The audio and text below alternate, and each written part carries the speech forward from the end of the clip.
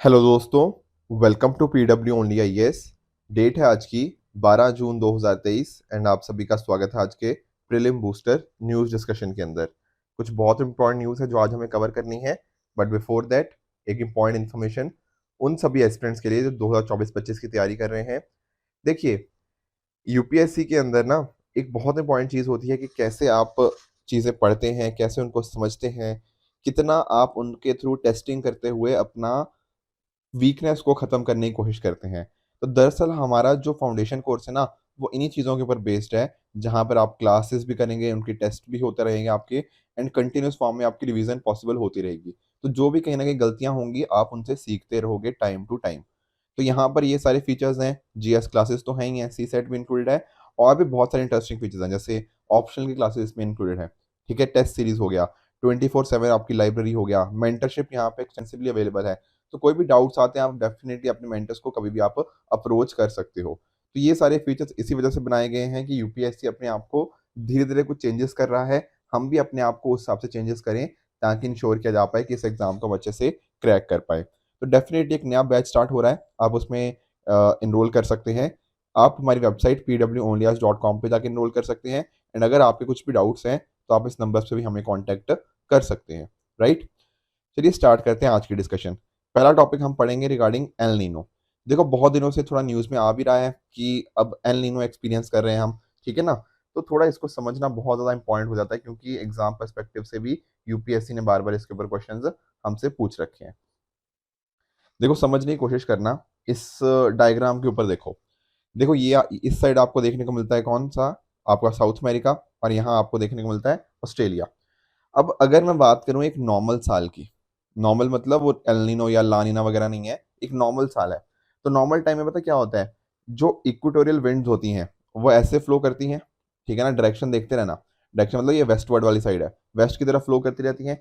इस वजह से क्या होता है ना, जो वार्म वाटर है, वो कहाँ पे इकट्ठा होता रहता है? ऑस्ट्रेलिया वाली साइड के ऊपर, मतलब वेस्टर्न साइड के ऊपर क्या होता है, आपका वार्म वाटर इकट्ठा होता रहता है। और कोल्ड वाटर कहाँ पे होता है आपका?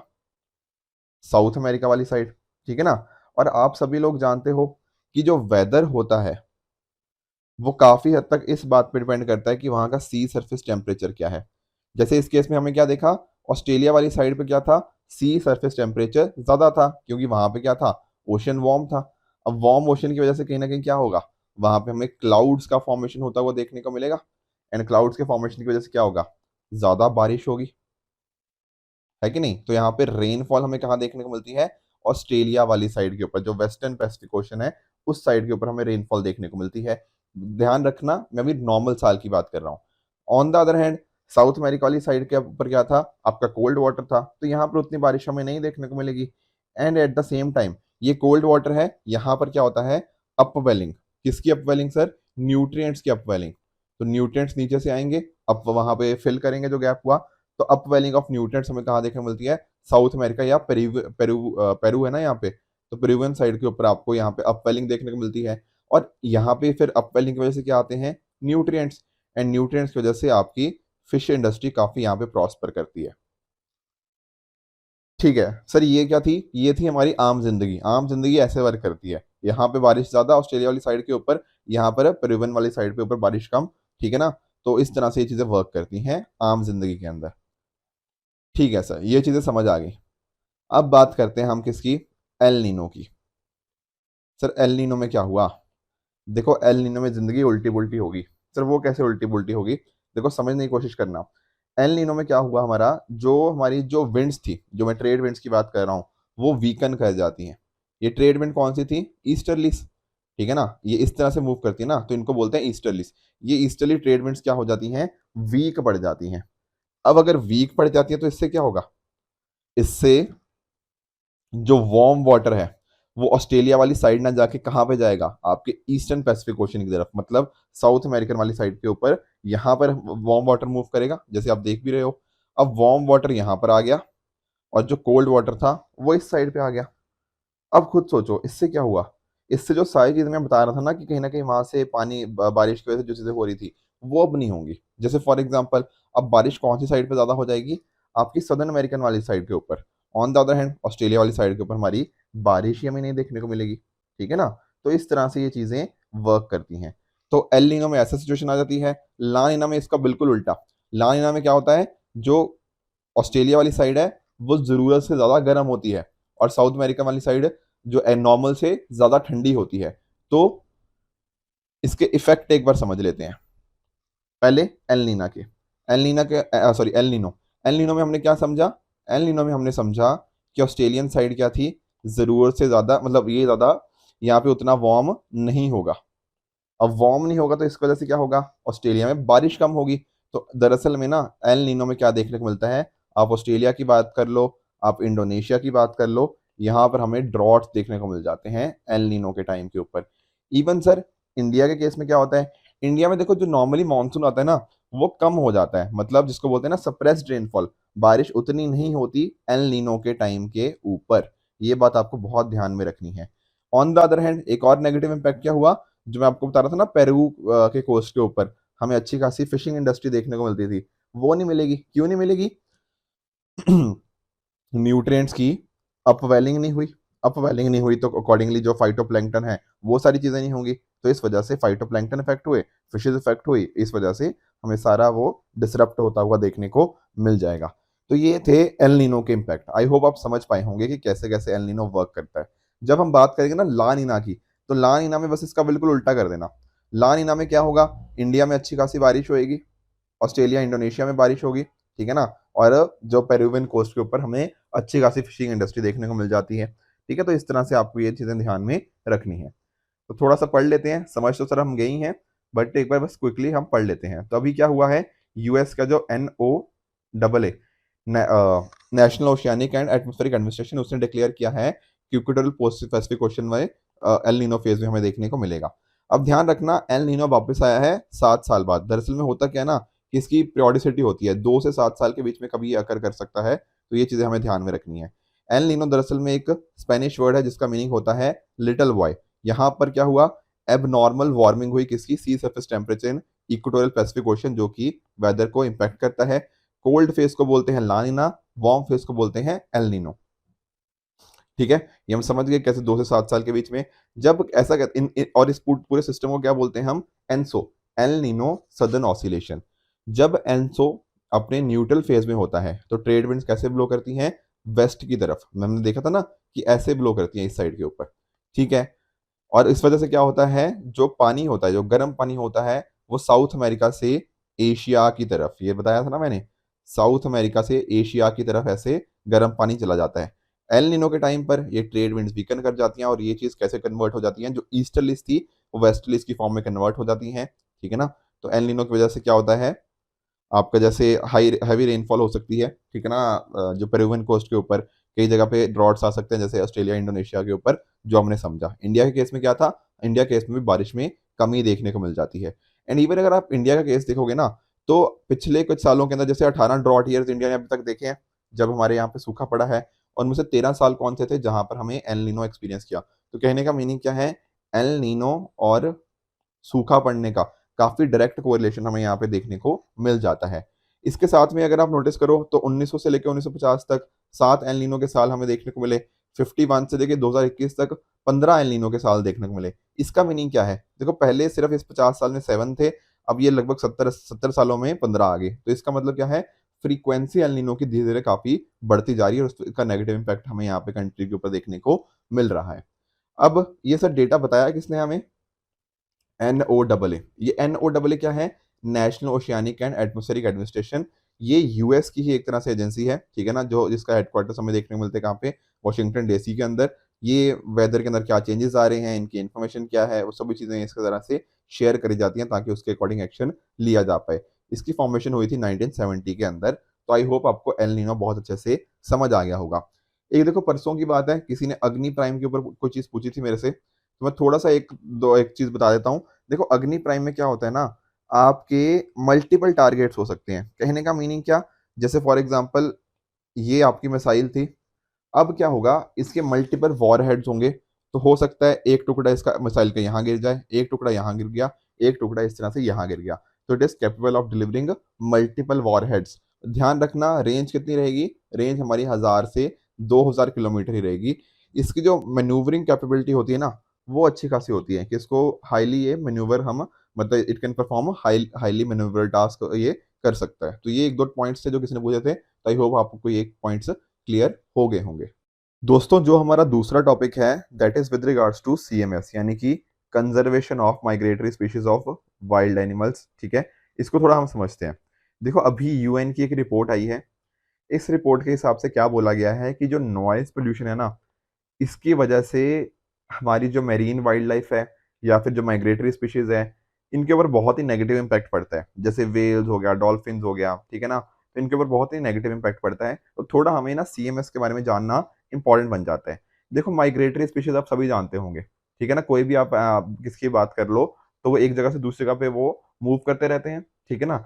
और यहाँ पे ये जो रिस्पॉन्सिबिलिटी है इनकी कंजर्वेशन की, वो ग्लोबली बन जाती है, सिर्फ एक कंट्री की नहीं हम कह सकते। यहाँ पर पूरी दुनिया की यहाँ पे रिस्पॉन्सिबिलिटी बनती है। इस वजह से उनके बीच में कोलैबोरेशन होना भी बहुत इंपॉर्टेंट है, ठीक है। इसी वजह से हमें ये कन्वेंशन देखने को मिलती है, convention on conservation of migratory species.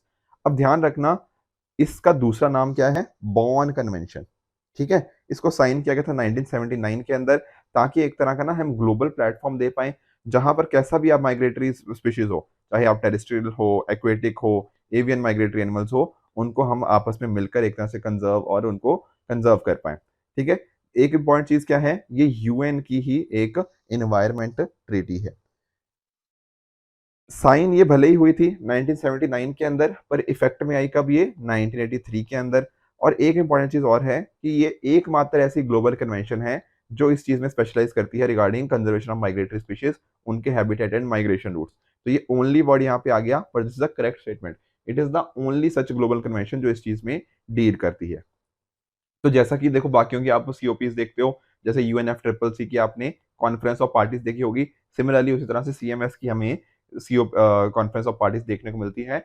अब फर्क क्या है, ये हर 3-3 साल बाद होती है। ऐसा मत सोचना कि हर साल होती है, जैसे यूएनएफ ट्रिपल सी की आप देखते हो ना कि कॉप 26 हो रही है, कॉप 27 हो रही है, नहीं। यहाँ पर क्या हो रहा है, हर 3 साल के बाद हमें ये कॉप देखने को मिल जाती है, जहां पर जो भी डिस्कशन होता है कैसे हम नए नए चेंजेस कर सकते हैं, वो यहाँ पर हमें देखने को मिल जाते हैं। साथ में ही इसके अंदर बहुत सारे एनजीओ, इंटरनेशनल ऑर्गेनाइजेशन और पार्टनर्स भी इसके साथ में ही होते हैं, ताकि वो भी इस डायरेक्शन में अच्छे से काम कर पाए। इंडिया सर इसका मेंबर है, जी हाँ बिल्कुल, 1983 से इंडिया सीएमएस का सिग्नेटरी रहा है। यहाँ पर अलग अलग अपेंडिसेस आपको देखने को मिल जाएंगे, एक अपेंडिक्स 1 है और दूसरा अपेंडिक्स 2 है। पहला क्या है, वो स्पीशीज जहाँ पर बहुत ज्यादा थ्रेटेंड है कि एक्सटिंक्ट ना हो जाए, वो अपेंडिक्स 1 के अंदर देखने को मिलती है।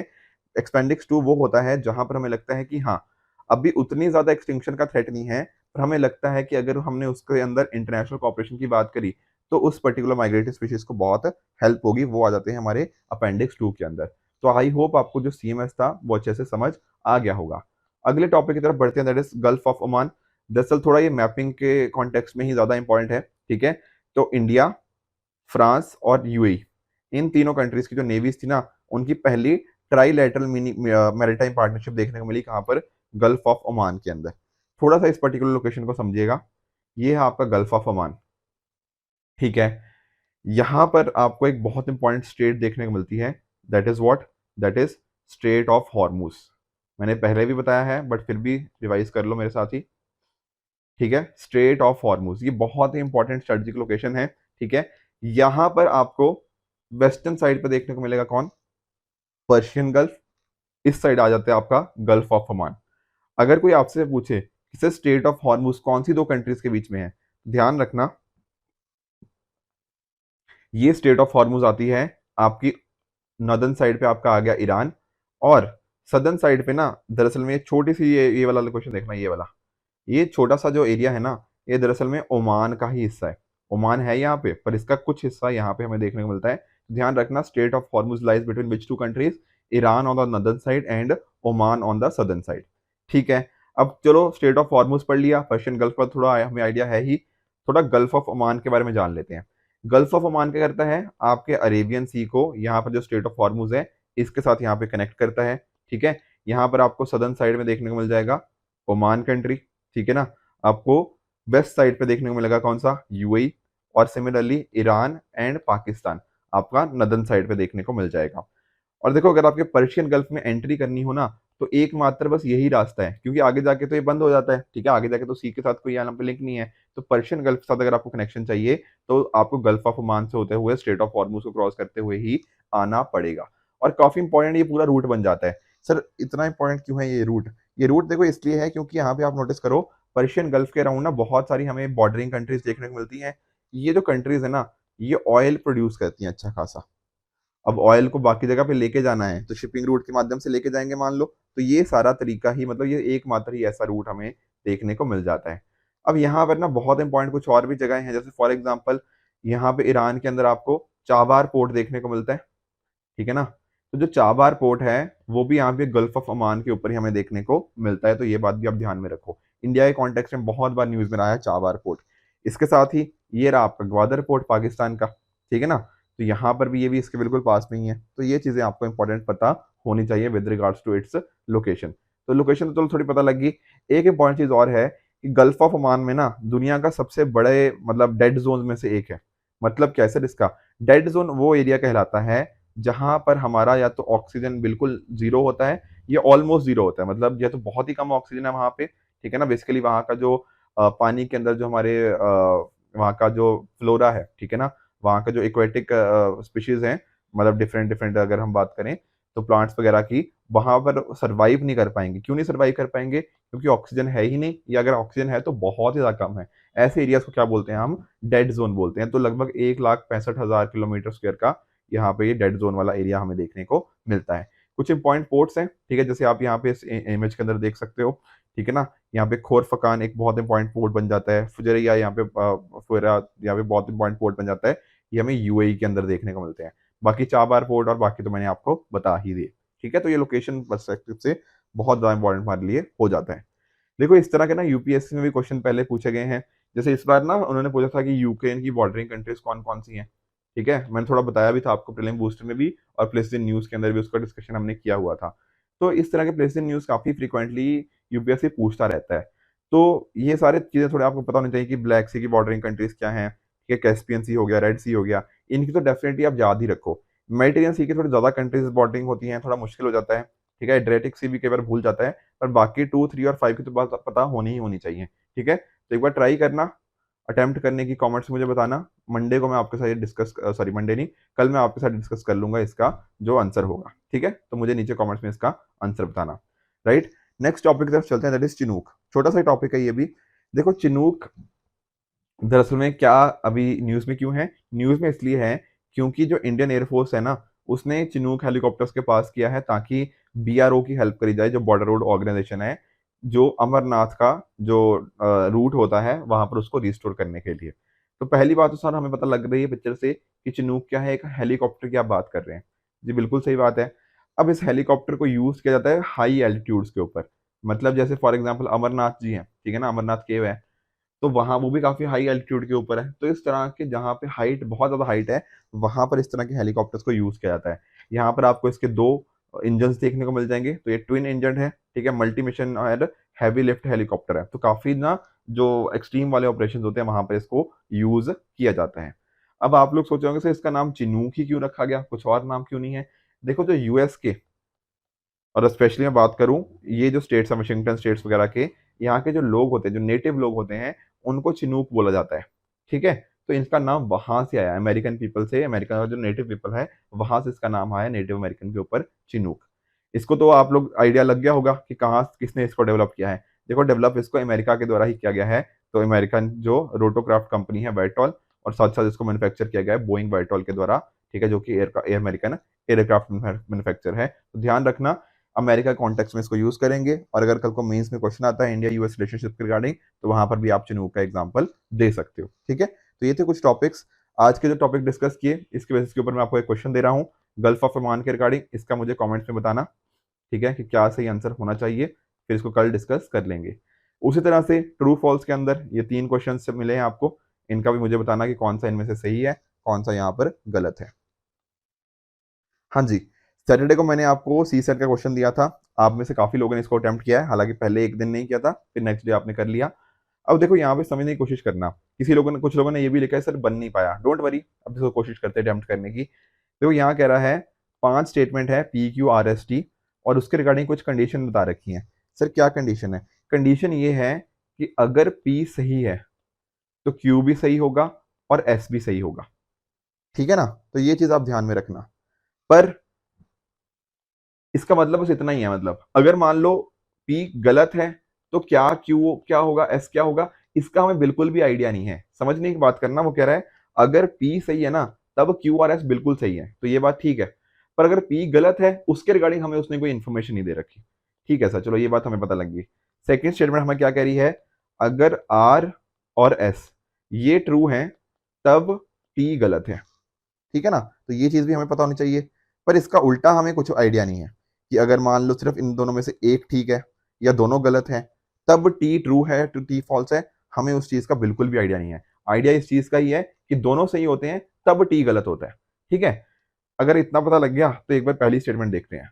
वो कह रहा है कि अगर टी ट्रू है, इफ टी इज ट्रू, तो क्या होना पड़ेगा, कम से कम एक पी या आर, पी और आर में से किसी ना किसी एक को गलत होना ही पड़ेगा। अब खुद सोचो, टी यहां पे हमें देखने को मिलता है, दूसरी स्टेटमेंट यही तो बोल रही थी कि टी गलत है। टी गलत है तो मतलब दोनों के दोनों आर और एस को ट्रू होना पड़ेगा, ठीक है ना। अगर टी सही है मतलब अगर टी सही है इसका मतलब कहीं ना कहीं ये नहीं होगा कि इसका उल्टा, उसका उल्टा मतलब कि आर या एस में से एक ना एक तो कोई गलत होगा ना, क्योंकि अगर दोनों सही होते तो टी गलत हो जाता, पर टी हमारे पास है ट्रू। टी ट्रू है मतलब आर और एस में से कोई ना कोई तो गलत है, ठीक है। At least one of R and S must be false, ठीक है ना। तो अगर मान लो एस फॉल्स है, अगर एस फॉल्स है तो इसका मतलब ये नहीं होगा कि पी भी फॉल्स होगा, क्योंकि आप नोटिस करो अगर पी ट्रू होता तो एस भी ट्रू होता, पर अगर एस फॉल्स है तो पी को डेफिनेटली ट्रू होना ही, पी को डेफिनेटली फॉल्स होना ही पड़ेगा। तो इसका मतलब ये बात भी ठीक है ना। तो यहाँ पे पॉइंट क्या हुआ, तो पी भी फॉल्स होना पड़ेगा। तो इसका मतलब क्या हुआ, ये जो बात कह रहा है ना कि eight least one of P और आर मस्ट बी फॉल्स, ये बात बिल्कुल करेक्ट है। क्यों करेक्ट है, क्योंकि टी का गलत गलत होने का मतलब क्या है, सॉरी टी के सही होने का मतलब क्या है कि आर और एस में से कोई ना कोई एक गलत होगा, और एस के गलत होने का मतलब हुआ कि पी भी गलत होगा। तो वन ऑफ आर और पी मस्ट बी फॉल्स, ये बात बिल्कुल करेक्ट हो जाएगी। मुझे पता है थोड़ा टेक्निकल है, थोड़ा समझने में मुश्किल आता है कई बार, पर कर सकते हो थोड़ा और प्रैक्टिस करके। दूसरा स्टेटमेंट देखो, दूसरा कह रहा है अगर Q ट्रू है तो P को भी ट्रू होना पड़ेगा। ये वाला इजी है। यहाँ देखो, कह रहा है कि अगर Q ट्रू है तो P को भी ट्रू होना पड़ेगा। ये बात ठीक नहीं है, उसने हमें बोला क्या था, P ट्रू है तो Q ट्रू होगा। पर अगर Q ट्रू है तो क्या जरूरी है कि P भी ट्रू हो, नहीं, P फॉल्स भी तो हो सकता है। उसने सिर्फ हमको ये बोला है कि हाँ P सही है तो Q का पक्का सही होना पड़ेगा। पर Q सही है इसका मतलब ये नहीं है कि P भी सही है, नहीं, Q सही है कि मतलब P सही भी हो सकता है, P गलत भी हो सकता है। तो दूसरी स्टेटमेंट हमारी गलत हो जाएगी, पहली ठीक है दूसरी गलत है, तो सही आंसर क्या बना, option number A one only. अगर किसी को डाउट है तो दोबारा एक बार प्लीज सुन लेना, मुझे पता है समझने में कई बार दिक्कत आती है, पर कहीं ना कहीं आपको और प्रैक्टिस करने की जरूरत है इस चीज के अंदर, राइट। अब आज का तो ये क्वेश्चन हो गया, कल के लिए आपको ये मैं आपको होमवर्क दे रहा हूँ, ये वाला थोड़ा ईजी क्वेश्चन है, ठीक है, एक बार ट्राई करना, हो जाना चाहिए, ठीक है। इसके साथ ही कल जो आपको होमवर्क दिया था उनका क्विकली मैं आपको एक बार आंसर बता देता हूँ। एक था सोल ऑफ स्टील, ठीक है, कल एज इन जो पिछले डेज के अंदर हमने देखा। तो यहाँ पर बात कर रहा है कि एक तरह का एक्सपीडिशन है जो हमें उत्तराखंड गढ़वाल हिमालय में देखने को मिला है, ताकि एंड्योरेंस और एडवेंचर को एक तरह से हम टेस्ट कर पाए। यहाँ पर ये बात बिल्कुल करेक्ट हो जाएगी। दूसरा अग्नि प्राइम के रिगार्डिंग, देखो इसकी रेंज ही बिल्कुल गलत है, मैंने बताया था ना आपको कितनी रेंज है इसकी, 1000 से 2000 किलोमीटर, तो ये बात आपकी फॉल्स हो जाएगी। तीसरा हो गया हमारा सिरी, सिरी फोर्ट को हमने जो देखा तो वो शेरशाह सूरी ने नहीं, वो अलाउद्दीन खिलजी के दौरान यहाँ पे सिरी फोर्ट को बनाया गया था, तो इसका स्टेटमेंट हमारा गलत हो जाएगा, ठीक है। चलते हैं थोड़ा सा क्विकली रिवाइज कर लेते हैं आज जो टॉपिक्स पढ़े थे। पहले हमने किसके बारे में जाना, हमने एल नीनो के बारे में जाना। देखो ये तो कॉन्सेप्ट बहुत डिटेल में हमने जाना है, ठीक है ना। हमने देखा भी कि कैसे एल नीनो के टाइम्स के ऊपर आपका इंडोनेशिया हो गया, ऑस्ट्रेलिया हो गया, यहाँ पे ड्रॉट वाली सिचुएशन देखने को मिल जाती है, ठीक है। इंडिया के अंदर भी जो बारिश की एक कमी देखने को मिल जाती है, जो ईस्टर्न पैसिफिक ओशन होता है वहां पर जरूरत से ज्यादा वो क्या हो जाता है, वो जरूरत से ज्यादा गर्म हो जाता है, इसलिए वहां पे बारिश ज्यादा होती है। यहाँ पे ऑस्ट्रेलिया वाले रीजन के ऊपर जो कि वेस्टर्न पैसिफिक ओशन में देखने को मिलता है, वहां पर इट इज मतलब वहां का पानी थोड़ा कोल्ड हो जाता है, इस वजह से वहां पे बारिश और बाकी चीजें नहीं होती। तो इसके इफेक्ट आपको बहुत अच्छे से ध्यान में होने चाहिए, बाई कॉन्सेप्ट हमने अच्छे से समझा ही है। दूसरा हमने टॉपिक पढ़ा विद रिगार्ड्स टू सीएमएस, हमने देखा कि इसको बॉन कन्वेंशन भी बोलते हैं, ठीक है ना, यूएन की ही एक एनवायरमेंटल ट्रीटी है, ठीक है। इसका साइन हुआ था 1979 के अंदर, पर इफेक्ट में आई 1983 के अंदर। इंडिया भी इसका स्टार्टिंग 1983 से ही सिग्नेटरी रहा है। यहाँ पर हमें 2 अपेंडिक्स 1 और अपेंडिक्स 2 देखने को मिल जाते हैं। अपेंडिक्स 1 उसके लिए होता है ताकि जो थ्रेटेंड है, एक्सटिंक्शन वहाँ पे होने वाली है उसके रिगार्डिंग, और हमें अपेंडिक्स 2 वहाँ देखने को मिलता है जहाँ पर हमें लगता है कि इंटरनेशनल कॉपरेशन से वहाँ पे उस पर्टिकुलर स्पीशीज को बेनिफिट होगा। जो इसकी सीओपी होती है, कॉन्फ्रेंस ऑफ पार्टी, वो हर 3 साल पे हमें होती हुई देखने को मिल जाती है। नेक्स्ट टॉपिक की तरफ चलते हैं, that is gulf of Oman. ठीक है, इसकी तो लोकेशन देखनी थी और वो हम अच्छे से देख ही चुके हैं। एंड लास्ट हमारा टॉपिक रहा विद रिगार्ड्स टू चिनूक। ठीक है, चिनूक के बारे में हमने समझा कि कैसे ये एक तरह का हेलीकॉप्टर है। ठीक है, डबल इंजन हमें देखने को मिलते आते हैं, ट्विन इंजन यहाँ पे देखने को मिलते हैं। हाई एल्टीट्यूड के अंदर ये बहुत अच्छे से काम करते हैं। और ये जो नाम आया है चिनूक, कहाँ से आया है? जो अमेरिका के जो नेटिव अमेरिकन हैं उनके ऊपर से ये नाम हमें देखने को मिलता है, तो इसलिए अमेरिका के साथ ये लिंक्ड है। तो ये कुछ इंपॉर्टेंट पॉइंट्स हैं जो हमें डिस्कस करने थे। आई होप आप सभी को आज का लेक्चर बहुत अच्छे से समझ आया होगा। अगर आपको इस लेक्चर की पीडीएफ चाहिए तो आप हमारे टेलीग्राम चैनल से बिल्कुल ले सकते हैं। देखो, टेलीग्राम चैनल में भी ना एक्चुअली एक नया टेलीग्राम, ठीक है, नया नहीं है, मतलब पुराना ही है। एक टेलीग्राम के साथ ही एक दूसरा भी एक ना हमारा ऑल्टरनेट टेलीग्राम चैनल है, तो वहां पर जाकर आप इसको एक्सेस कर सकते हो। मैं उस टेलीग्राम चैनल का लिंक ना नीचे कमेंट सेक्शन में भी दे दूंगा। ठीक है, ऑल्दो जो हमारा ओनली एस नथिंग एल्स का ही टेलीग्राम चैनल है, वहां पर भी उसका लिंक हमने प्रोवाइड किया है। तो मेक श्योर आप नए टेलीग्राम चैनल को भी ज्वाइन कीजिए, एंड वहां पे जो भी आपकी पीडीएफ है, एडिटोरियल डिस्कशन, फिल्म बूस्टर, बाकी पीडीएफ को भी वहां से एक्सेस कर सकते हो। ठीक है फ्रेंड्स, तो ये था आज का डिस्कशन। आई होप आपको आज का लेक्चर अच्छे समझ आया होगा। इस तरह से आप भी अपने पे हार्डवर्क करते रहिए। Goodbye and good luck.